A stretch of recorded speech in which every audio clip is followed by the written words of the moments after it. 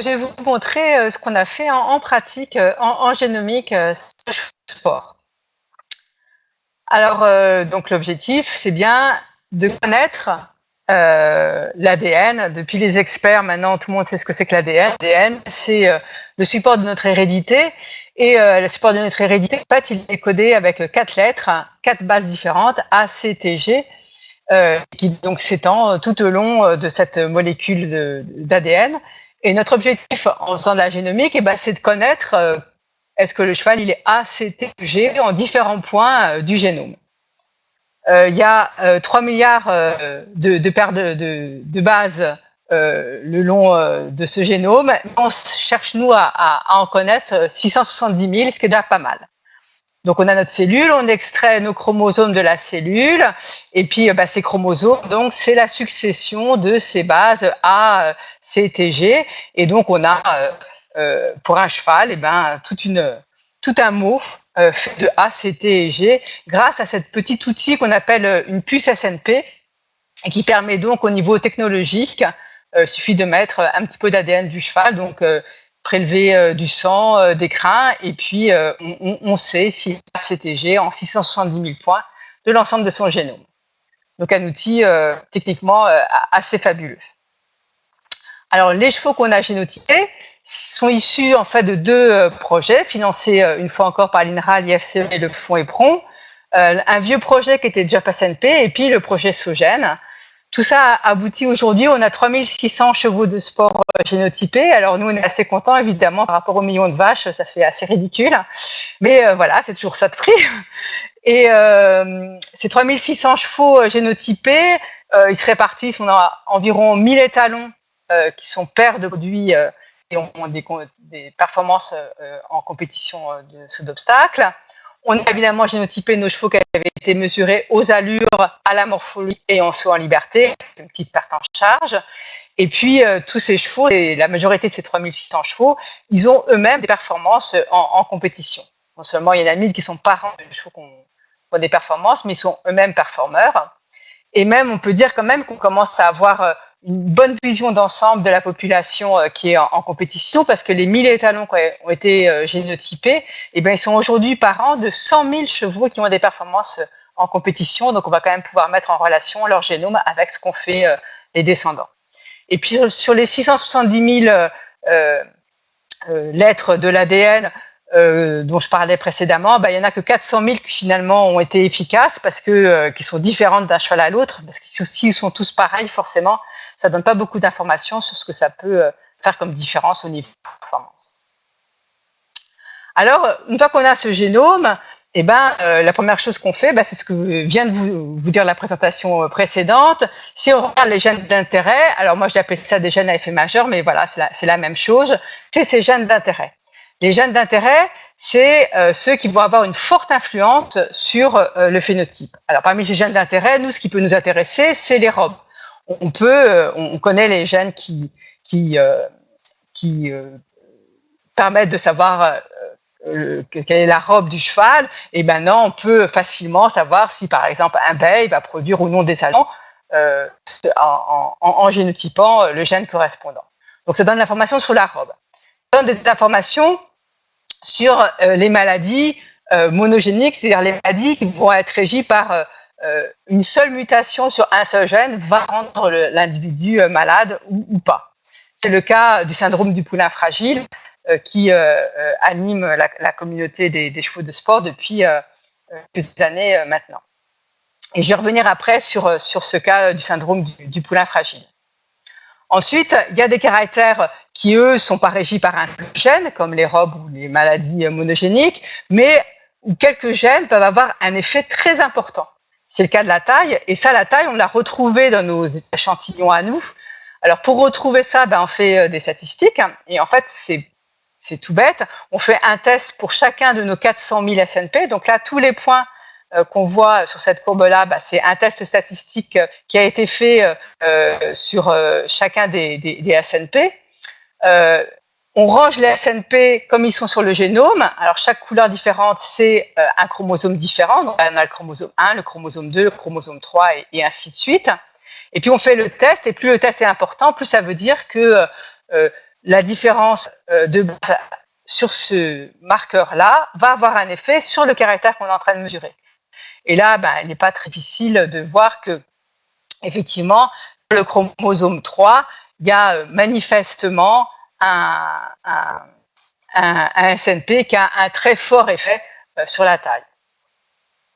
Mais ce très fort effet, il faut quand même le relativiser parce que c'est comme pour DMRT3, on va avoir des AA, des AG et des GG parce que chaque cheval il a 2 copies du même gène, hein, donc on a toujours tout en double. Les AA qui sont en bleu vont avoir une taille supérieure à celle des AG qui sont en rouge et eux-mêmes une taille supérieure aux GG qui sont en vert. En moyenne, les AA ils vont être plutôt à 1m70, les AG plutôt à 1m68 et puis les GG plutôt dans les 1m64-65. Mais on voit quand même la distribution sur la gauche. C'est-à-dire qu'il peut quand même y avoir évidemment des chevaux qui font 1m12 et puis qui ont le GG, le génotype GG, et qui sont plutôt devraient être plutôt petits. Donc même quelque chose qui a un très fort effet, on a vu les statistiques, ça se voyait vraiment comme le nez au milieu de la figure, c'est pas la peine de faire des calculs compliqués. L'effet est fort, mais malgré tout, les courbes se chevauchent et on a une certaine variabilité avec un même génotype sur ce caractère. Enfin, sur la performance au trot, comme on vous l'a montré, il y a un gène DMRT3 qui a un très fort effet sur la performance au trot. Et alors en fait, je peux rajouter, parce que ce gène, en fait, il a d'abord été trouvé non pas chez les trotteurs, mais là c'est la photo de la publication dans une revue scientifique Nature qui est très connue. En fait, il a été d'abord trouvé chez les poneys islandais, parce qu'en fait, c'était un marqueur de la note d'amble. Les poneys islandais, ça fait très longtemps qu'ils ont des notes sur les allures, sur la morphologie, et les différentes caractéristiques des allures, notamment le tolt, mais aussi l'amble. Et il a été trouvé sur le poney islandais parce que les poneys islandais qui embalaient étaient porteurs de l'allèle A. Donc ça, c'est quand même assez rigolo de voir comment on arrive au trotteur en passant par le poney islandais. Mais par contre, pour tous les autres caractères, dont la performance en concours épique, et dont les maladies complexes, comme l'ostéochondrose, on n'a pas de gène d'intérêt. On n'a pas de gène à effet majeur. C'est l'ensemble des gènes qui va influencer le caractère, la performance ou la maladie complexe. Alors, en revenant sur notre maladie du syndrome du poulain fragile, donc une maladie régie par un seul gène, les différentes publications montrent que la fréquence de la version mauvaise du gène, le mauvais allèle, varie entre 2 et 6% dans des populations de chevaux de sport un peu partout dans le monde. Ça veut dire que pour être vraiment touché par la maladie, il faut avoir les 2 mauvaises versions, pas seulement une, mais avoir les 2. Ça veut dire qu'on a un peu moins de 1% des naissances qui sont touchées par le syndrome, et le syndrome est évidemment mortel. Mais ça veut dire aussi qu'on a environ 4 à 11% de porteurs sains, c'est-à-dire qu'ils vont avoir une version mauvaise, mais une version bonne, et donc du coup, ils ne vont pas exprimer la maladie, et pour eux, tout va rouler. Mais par contre, ils vont transmettre la maladie à leurs produits. Donc, qu'est-ce qu'on fait quand on est face à ce genre d'anomalie dramatique, on va dire? Ce qu'on peut faire, c'est déjà gérer les accouplements. Et là, j'ai le même tableau que celui d'MRT3, avec notre étalon qui lui a les 2 bons gènes, ou alors un bon et un mauvais, qu'on accouple à une jument qui a soit les 2 bons gènes, soit un bon et un mauvais. Alors on n'a pas la jument qui a les 2 mauvais parce que celle-là, elle n'a pas survécu, elle n'est pas allée jusqu'à la reproduction. Et donc là, on voit bien que si on accouple le bon avec le bon, on échantillonne à 100% de bons.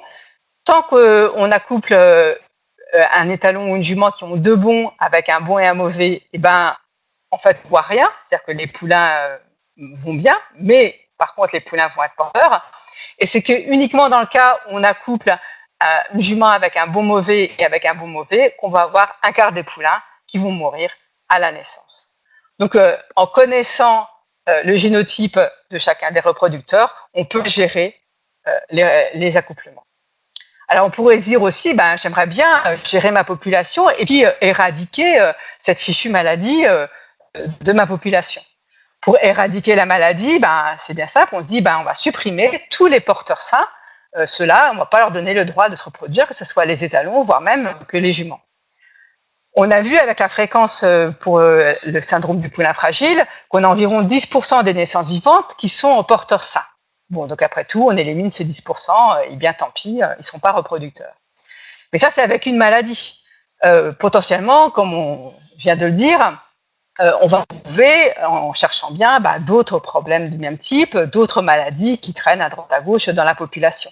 Et donc, en fait, si on se retrouve avec 10 maladies à gérer, ça veut dire qu'on n'a plus 10% des naissances vivantes qui sont porteurs sains, mais on en a, suivant les fréquences des gènes, les 2/3, voire 90% des naissances qui sont porteurs sains. Et là, on peut plus les éradiquer parce qu'on n'a plus personne à sélectionner sur le caractère qui nous intéresse, notamment l'aptitude au saut d'obstacle. Donc, en fait, très rapidement, il devient impossible de sélectionner sur d'autres caractères si on veut vraiment éradiquer toutes les maladies. Donc, ce qui est important de comprendre, c'est que la stratégie de l'éradication, c'est un peu vain. On ne peut pas imaginer arriver à éradiquer complètement toutes les maladies. Par contre, il faut garder à l'idée qu'en connaissant le génome de l'individu, on peut gérer individuellement les accouplements et éviter les accouplements à problème. Alors, quand on n'a pas ces gènes d'intérêt, donc ces gènes qui ont des très forts effets sur la performance, comment on fait pour utiliser la génomique pour que ça nous apporte quand même des informations sur nos indices génétiques et sur nos blobs? Alors, ce qui change par rapport à la généalogie, c'est notre appréhension des relations de la parenté. Et donc là, j'ai voulu vous mettre un petit exemple par rapport à nos données réelles pour un peu quand même montrer qu'on a maintenant des vraies données réelles. Et je me suis intéressée à la relation de parenté entre deux demi-frères issus d'un même étalon. Supposons que cet étalon, il a un chromosome bleu et puis un chromosome rouge, parce que tout va toujours par paire, il en a deux. Celui-là, on l'accouple avec une jument qu'on va dire toute verte, et puis il nous donne donc le produit, il va prendre un des gènes de sa maman, donc vert, et puis un de son papa. Et son papa, c'est un mélange des bleus et des rouges. Donc, il a un chromosome qui est un patchwork de bleu et de rouge aux différents endroits du chromosome. Et puis, ce papa, il fait cet étalon fait un autre produit avec une autre jument, et c'est la même chose. Le produit hérite de son père, un patchwork de rouge et de bleu. Ce que dit la généalogie, c'est que donc ils vont avoir la moitié, ces deux individus, ces deux demi-frères de même père, ils vont avoir la moitié des gènes qui viennent de leur père, et on a une chance sur deux de tirer la même partie bleue ou rouge chez le père. Et donc, en fait, en moyenne, si on calcule la parenté sans tenir compte des mères, les demi-frères de même père, ils ont un quart des gènes en commun. Et donc, si on n'utilise que la généalogie pour mesurer cette parenté entre les demi-frères de même père, sur nos 114 demi-frères qui sont dans notre fichier génotypé de Diamant-Sémilly, on aurait un quart entre tous ces demi-frères. Mais en fait, bien sûr, ça c'est en moyenne, parce que notre bleu et rouge issu de notre père, tout aussi bien, il aurait pu, par hasard, avoir que du bleu, ou il aurait pu avoir n'importe quel patchwork de rouge et de bleu, voire tout rouge. Et donc, en réalité, si on calcule la proportion de gènes en commun entre les demi-frères de Diamant-Sémilly, on n'a pas un cas, mais on a quelque chose qui est très variable et qui varie, dans notre cas, entre 0,15 et 0,35. Donc, ce que va nous apporter la génomique, c'est qu'on va pouvoir distinguer les demi-frères de ce même père Diamant-Sémilly, qui sont très proches, et ceux qui sont beaucoup moins proches. Alors, à partir de tout ça, on a calculé des indices génomiques pour la compétition de CSO, pour nos composantes qui résumaient les allures que je vous ai présentées précédemment. On n'a pas encore terminé tout à fait pour la morphométrie, elles sont en liberté, mais c'est en cours. Mais je vais vous présenter aucun résultat, parce que bien sûr, le deal était avec tous les éleveurs qui ont collaboré à ce travail et qui ont donné le sang ou les crins de leur cheval, c'est de diffuser des indices avant concertation. Et donc, bien sûr, pour l'instant, ils sont entièrement confidentiels. Et donc, je peux vous en présenter aucun. Mais par contre, ce que je peux vous présenter, c'est qu'on a montré que ça pouvait être efficace.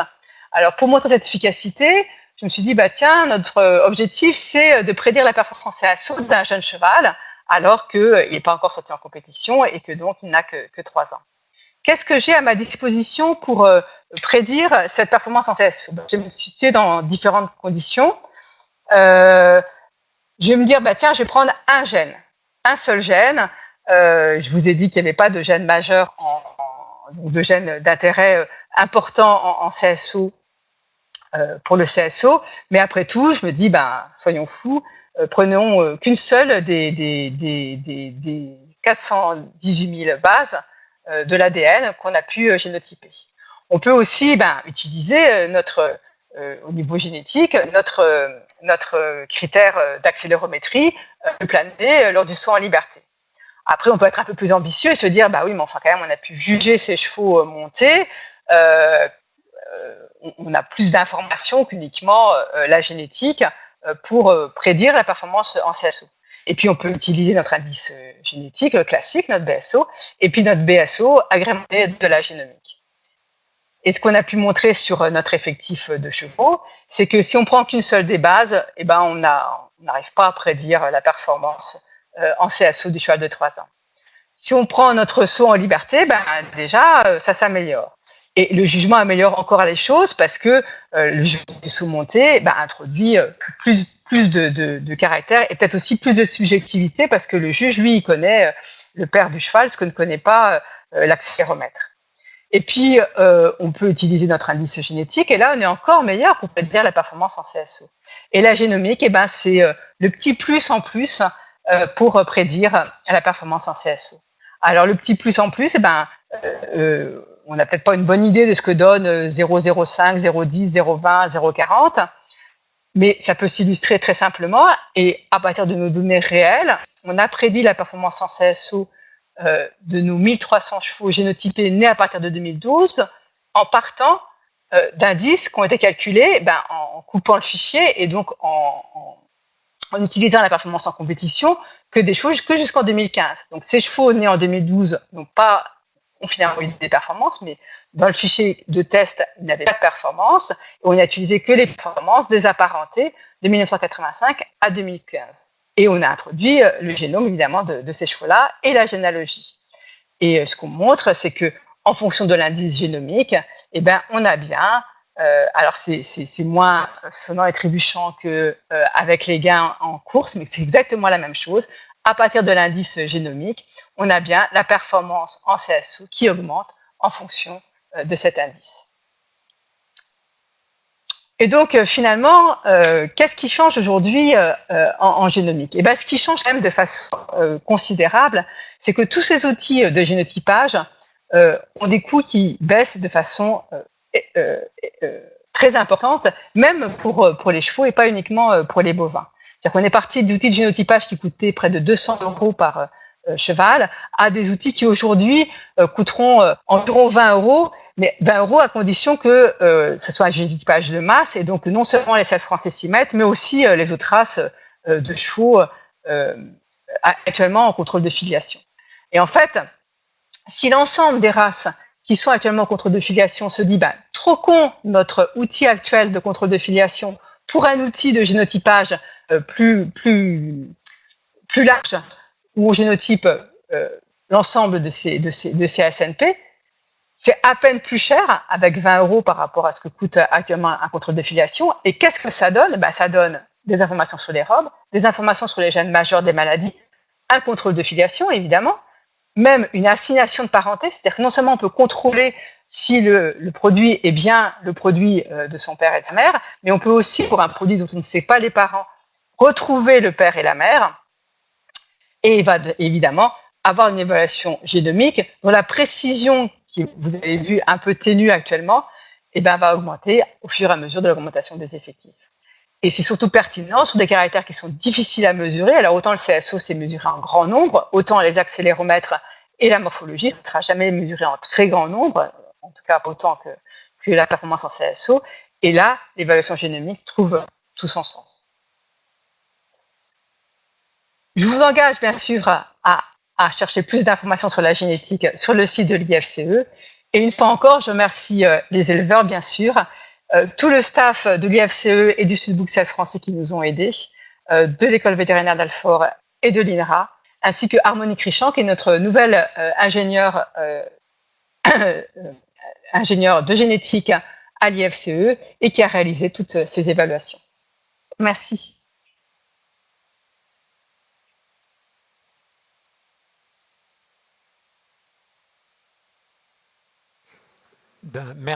Merci Anne. Donc la discussion est ouverte, les questions, les précisions,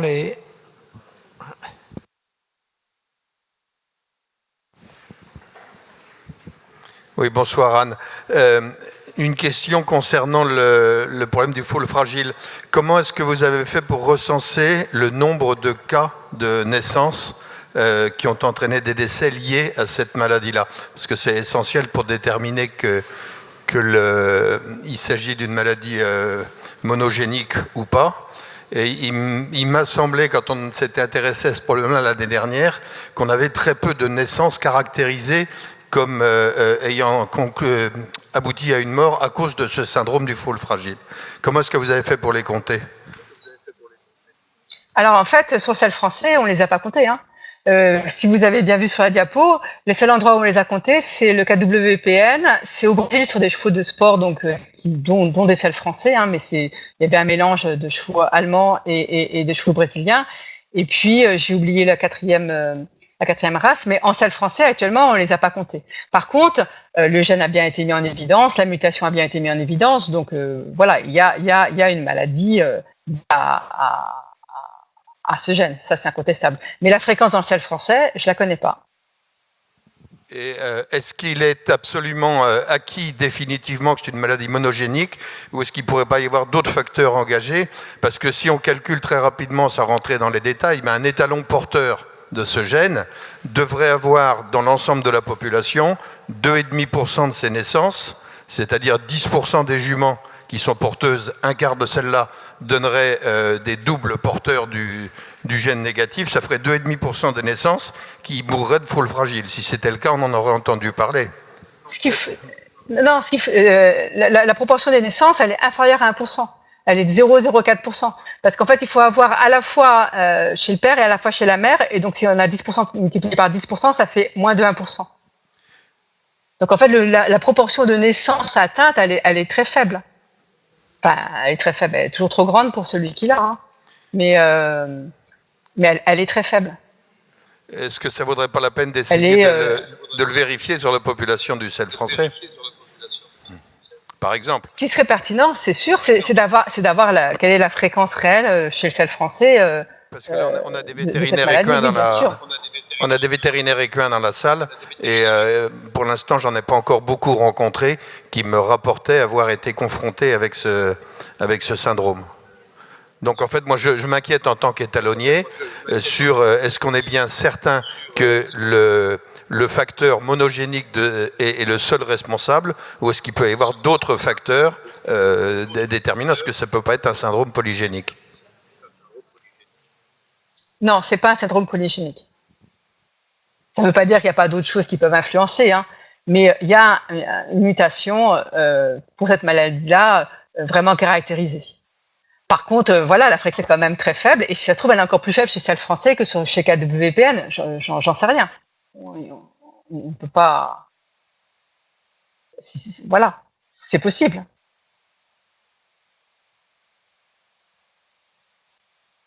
D'autres questions?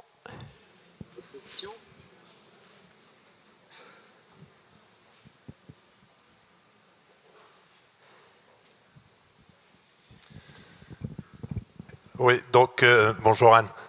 Par rapport justement à cette maladie dont discute Arnaud, est-ce que ça peut pas être intéressant justement de connaître un peu la prévalence de la maladie sur la population? Est-ce qu'au travers justement des analyses qu'on peut prétendre faire sur nos chevaux demain, récupérer la prévalence dans notre jumenterie pour mieux maîtriser les accouplements et éviter d'en arriver à la mort des poulains? Oui, bien sûr. En fait, le problème, c'est que la mutation de ce gène, elle n'est pas sur ma puce de 400 000 SNP. Par contre, c'est facile au niveau technique de l'y mettre. Après, il faut quand même payer le brevet. Voilà, des gens qui ont déposé le brevet, il y a une licence à payer.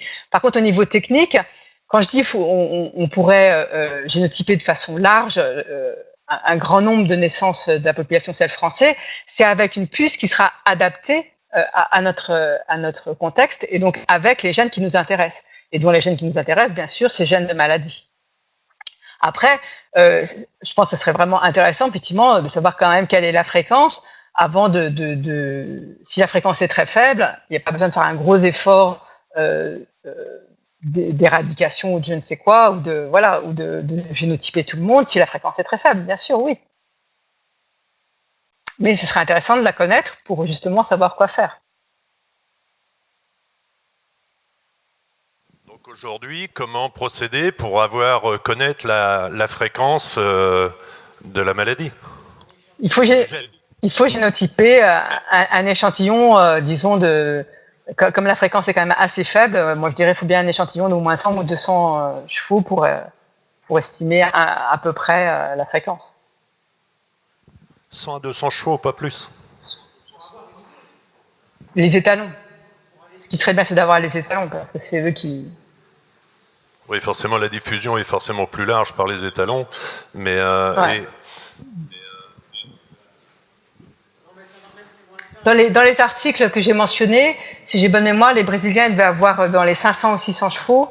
Le KWPN, ils ont normalement typé l'ensemble de leurs étalons. Oui, j'ai pas mes notes sous les yeux, mais voilà, c'était de cet ordre de grandeur-là.